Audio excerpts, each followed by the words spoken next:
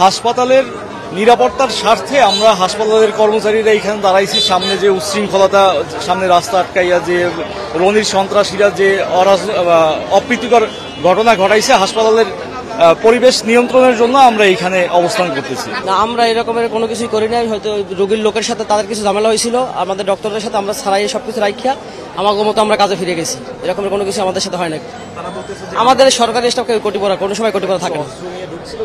আর ওরা অস্ত্র নিয়ে ঢুকছে, দেশীয় অস্ত্র কিছু নিয়ে ঢুকে ওইগুলো নিয়ে তারা মহড়া দিয়েছে, ওইগুলো নিয়ে আমাদের সরকারি স্টাফ কিছু আহত হয়েছে, কিন্তু আমাদের সরকারি স্টাফের কোনো কোটি ছিল না। আমাদের সেবা চলমান আছে, আমাদের কিছু স্টাফ আছে তারা সেবা চালাইতেছে, আর আমরা কিছু স্টাফ আমরা আসলে হাসপাতালের নিরাপত্তার জন্য এবং আমাদের স্টাফদের নিরাপত্তার জন্য, যাতে বহিরাগত কোনো লোক এসে আমাদের হাসপাতালে ভাঙচুর না করতে পারে, এর জন্য আসলে আমরা এখানে অবস্থান করতেছি।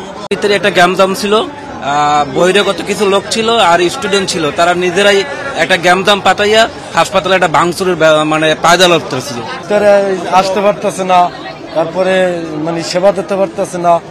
আমরা দাঁড়াইছি সামনে যাতে ভিতরে ঢুকতে না পারে,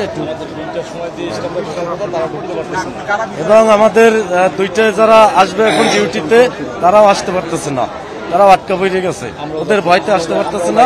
আমরাও বেরাবো, যাইতে পারতেছি না। ওদের পক্ষ থেকে এটা যৌক্তিক আমার মনে হচ্ছে, কারণ এখানে যে দুর্নীতিটা হয় এটা হচ্ছে ডিপলি যেটা ব্রিলিয়ান্ট দুর্নীতি। এই দুর্নীতি আসলে ওই যে আপনারা যেভাবে আর কি আইসা একটা রুগীর জিজ্ঞাসা করেন, এগুলো তারা বলে হ্যাঁ ভালো, এটা আসলে ওইভাবে না। আসলে ডিপলি কিছু ডক্টরদের কিছু আছে আসলে এই বিষয় না, ভীতি তো নাই, ওনারা তো আর আমাদের উপরে অ্যাটাক করেন। হ্যাঁ, আর এখানে ওনারা হেল্প করে, আমাদের জন্যই করতেছে, ভীতি নাই কোনো। বাট এটা এভাবে সামনে আসে নাই। আর ওই দিন যেটা ঘটেছে এটা মানববন্ধন ছিল। এখন যেহেতু এটা একটা অনেক লোকজন ছিল, আসলে ক্লিয়ার বোঝা যায় নাই, বা তদন্ত কমিটি যেহেতু হয়ে গেছে, ওরা একটা আমাকে জানাবে একটা, এবং এই তদন্ত কমিটির ক্ষেত্রে শুধুমাত্র আমাদের যারা এমপ্লয় জড়িত থাকবে তাদের ক্ষেত্রে আমি ব্যবস্থা নিতে পারবো অ্যাজ পার পলিসি, আর অন্য ক্ষেত্রে তো আমি পারবো না, যারা আমাদের এমপ্লয়ি না। আর এটা ডিপেন্ড করে তদন্তটা 7 দিনের সময় দিয়েছে, এর ভিতরে হয়তো বের হয়ে আসবে।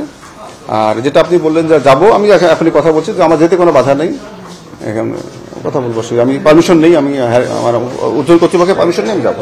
এখন কার বিরুদ্ধে অবস্থা নেই না, বহিরাগত আমার বাধা নাই। সেক্ষেত্রে যদি আমরা মনে করি যে বাইরের প্রভোকেশন আছে এখানে, সেক্ষেত্রে আমি তখন ল এনফোর্সিং এজেন্সির কাছে যাব, তারা তাদের মতো ব্যবস্থা নেবে। আর দেশে তো এক্সিস্টিং আইন আছে না, এটা ভীতি সবার মধ্যে কাজ করছে। আপনারা জানেন যে মেডিকেল কলেজ হাসপাতালগুলোতে মহিলা কর্মী সবচেয়ে বেশি, আমাদের নার্সই আছে 900-র উপরে, দেন আমাদের ইন্টার্ন ডক্টর মেজরিটি মেয়ে, তারপরে মহিলা ডাক্তাররা আছেন, বোঝেন এটা। এই ভীতি মানে কি, চরম একটা প্রেশারের মধ্যে তারা আছে। আচ্ছা, এখানে আপনারা জানেন যে ছাত্রছাত্রীদের একটা দাবি ছিল মেডিকেল সংস্কার, তার এই ধারাবাহিকতা এখানে বিভিন্ন ধরনের পক্ষ বিপক্ষ তৈরি হয়ে গেছে।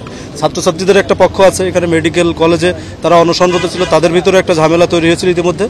এরই পরিপ্রেক্ষিতে এখানে ছাত্ররা মেডিকেল কলেজের সামনে এসে তারা বিভিন্ন রকম বক্তব্য বিবৃতি দেওয়ার চেষ্টা করে।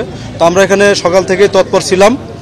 তো তাদের এই আন্দোলনের পরেও আমাদের কিন্তু রাস্তাঘাট সচল ছিল, তারা তাদের দাবি দেওয়া সেটা এখানে পেশ করেছে, এবং ইতিমধ্যে আপনারা দেখেছেন যে এখন আইন শৃঙ্খলা স্বাভাবিক আছে এবং রাস্তাঘাটও মোটামুটি সচল আছে। তো সব মিলিয়ে আর কি আইন শৃঙ্খলা পরিস্থিতি এখন স্বাভাবিক আছে। সেটা 2-1 এটা চেষ্টা করেছে, তো আমরা সঙ্গে সঙ্গে সেটা নিয়ন্ত্রণ করতে পেরেছি, এবং এখন মোটামুটি আইন শৃঙ্খলা স্বাভাবিক আছে, কোনো ধরনের সমস্যা আমরা দেখছি না।